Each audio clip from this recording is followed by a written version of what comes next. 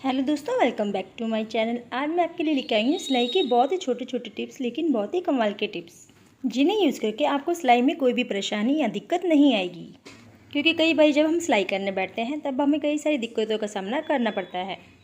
तो उन्हीं के लिए आज मैं आपके साथ ऐसे छोटे छोटे टिप्स एंड ट्रिक्स शेयर करने वाली हूँ जिन्हें यूज़ करके आपको सिलाई में कोई भी दिक्कत या फिर परेशानी नहीं आएगी। तो चलिए आज की यूज़फुल वीडियो को शुरू करते हैं। आज की मेरी पहली टिप है दोस्तों, इस तरह के दवाइयों के खाली पैकेट्स को लेकर। दोस्तों अक्सर हमारे घर में इस तरह के खाली दवाइयों के पैकेट्स होते हैं जिन्हें हम ऐसे ही फेंक देते हैं। तो इन्हीं पैकेट्स का आज हम बहुत ही बढ़िया तरीके से यूज़ करेंगे।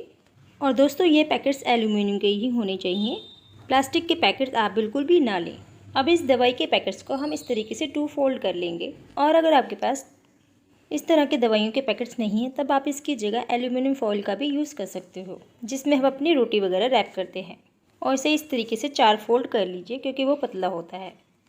अब इसके बाद मैंने यहाँ पे लिया है एक कॉटन के कपड़े का टुकड़ा। अब इस दवाई के पैकेट को हमने जिसे फोल्ड किया था उसे इस कपड़े के ऊपर इस तरीके से रख लेंगे, क्योंकि हम इसे मशीन के ऊपर चलाएंगे और मशीन के ऊपर चलाने से इसके काफ़ी सारे टुकड़े हो जाएंगे और जो मशीन के अंदर जाके फंस सकते हैं। अब इसके बाद मशीन में से धागे को निकाल देंगे और बिना धागे के हम मशीन को इस पैकेट के ऊपर 3 से 4 मिनट तक इसी तरीके से गोल गोल घुमाकर चलाना है। दोस्तों ऐसा करने से सुई का जो पॉइंट होता है वो काफ़ी ज़्यादा स्मूथ हो जाता है। सुई के ऊपर जितना भी जंग होता है वो ख़त्म हो जाता है और सुई की लाइफ बढ़ती है और सुई का जो परफॉर्मेंस होता है वो काफ़ी अच्छा होता है। अगर आपकी सुई हल्का सा कपड़ा खींच रही है, कपड़े के धागे खींच रही है, तब इस तरीके से करने से वो वाली प्रॉब्लम ख़त्म हो जाएगी। तो महीने में एक बार आपको अपनी सुई के साथ एक बार इस तरीके से ज़रूर करना चाहिए। दोस्तों इस तरीके से करने से आपकी सुई बिल्कुल ठीक तो नहीं होगी, लेकिन पहले से बेटर हो जाएगी। अब इस तरह का कॉटन कपड़ा लेने का फ़ायदा देख सकते हो आप। इस पैकेट के जितने भी छोटे छोटे पार्टिकल्स हैं वो इस कॉटन कपड़े में आ चुके हैं। ये पार्टिकल्स हमारे मशीन के अंदर फंस ना जाएं, इसीलिए हमने कॉटन का कपड़ा यहाँ पे यूज़ किया है। मैंने यहाँ पे सिंगल कपड़े का यूज़ किया है, आप डबल कपड़ा भी यूज़ कर सकते हो। अब इसके बाद इस पैकेट्स को आप ऐसे ही फेंकिए नहीं, आप इसको भी यूज़ कर सकते हो। दोस्तों हमारे पास जो इस तरह की कैंचियाँ होती हैं और इन्हें लगातार यूज़ करते करते इनकी धार कम हो जाती है, तब आप इस कैंची से इस पैकेट को छोटे छोटे टुकड़ों में कट कर लीजिए, क्योंकि एल्यूमिनियम के ऊपर कैंची को चलाने से उसकी धार शार्प हो जाती है। तो इस तरीके से एक ही पैकेट से आप कैंची और सुई की धार को शार्प कर सकते हो। और अगर आपके पास इस तरह का एल्यूमिनियम पैकेट कोई भी नहीं है तब आप इसकी जगह स्टील के स्क्रबर का भी यूज़ कर सकते हो। स्क्रबर को भी आपने इसी तरीके से छोटे छोटे भाग में कट कर लेना है और 5 से 10 मिनट तक आपने उसे लगातार चलाना है, तभी जाके कैंची की धार तेज होगी। तो आई होप आपको ये दोनों टिप्स पसंद आई होगी। तो चलिए देख लेते हैं नेक्स्ट टिप। दोस्तों कई बार क्या होता है, हम मोटे के ऊपर, जीन्स के ऊपर या फिर डाइनिंग के ऊपर सुई को चलाते हैं, तब वो अक्सर टूट जाती है या फिर सिलाई ही नहीं आती। तो इसके लिए बहुत ही छोटी सी ट्रिक है। इसके लिए आप यहाँ पे ले लीजिए कोई भी सोप, यानी कि नहाने वाला सोप जो भी आप यूज़ करते हो, लेकिन वो सोप ड्राई होना चाहिए, गीला नहीं। और जहाँ पे आपने सिलाई करनी है उस जगह पे इस तरीके से इसे घिस लीजिए और इसी तरीके से आपने दूसरी साइड पर ही इसी तरीके से घिस लेना है। और साबुन को हमने अच्छे से लगाना है ताकि कपड़े के रेशे में वो अच्छे से चला जाए। तो आप देख सकते हो साबुन को मैंने यहाँ पे अच्छे से लगा लिया है। अब ये जो जीन्स है मेरे बेटे के कमर में ये बहुत ज़्यादा लूज़ है, तो इसे मैं टाइट करूँगी। तो सुई के ऊपर भी हम अच्छे से साबुन को लगा लेंगे ताकि सुई भी अच्छी तरीके से स्मूथ हो जाए। अब जहाँ पर हमने साबुन लगाया था उस जगह पर हम इस तरीके से इसको फोल्ड कर लेंगे और इसके ऊपर एक सिलाई लगा लेंगे। तो इस तरीके से करने से दोस्तों सुई बहुत ही आसानी से काम करती है। तो आप देख सकते हो बहुत ही स्मूथली सिलाई हमारी यहाँ पे लग चुकी है और सिलाई भी अच्छे से आ चुकी है। इस तरीके से ना तो सुई गर्म होने का डर है और ना ही सुई टूटने का डर है। अगर आपको भी इसी तरीके से अपने मोटे मोटे कपड़ों को सिलने में परेशानी होती है तब आप इस ट्रिक का यूज़ करके उन्हें आसानी से सिल सकते हो। तो आई होप आपको ये ट्रिक भी पसंद आई होगी।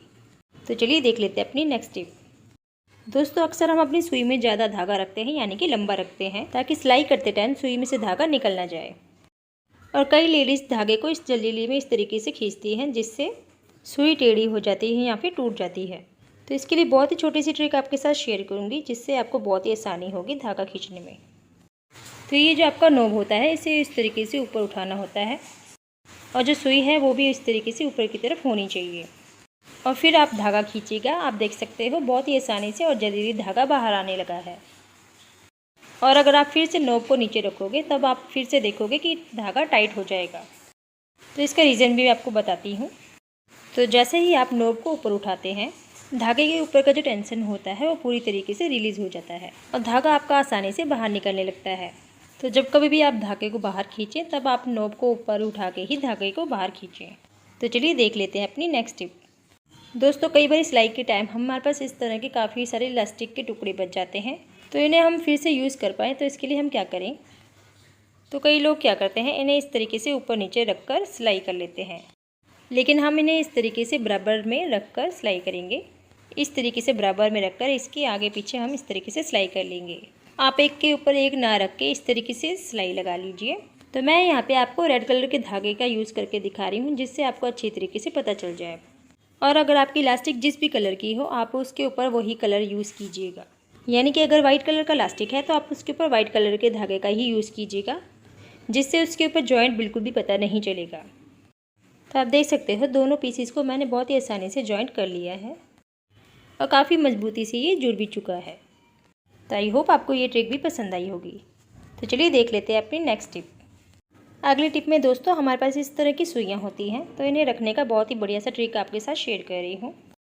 तो इसे रखने के लिए आप यहाँ पे कोई भी पुराना पैन ले लीजिए जिसे आप यूज़ नहीं करते हो। इसके बाद इसकी रिफ़िल इस तरीके से निकाल दीजिए और जितनी भी आपके पास सुइयाँ हैं वो सभी इसके अंदर डाल दीजिए, चाहे वो मशीन की सुई हो या फिर तुरपाई वाली सुई हो।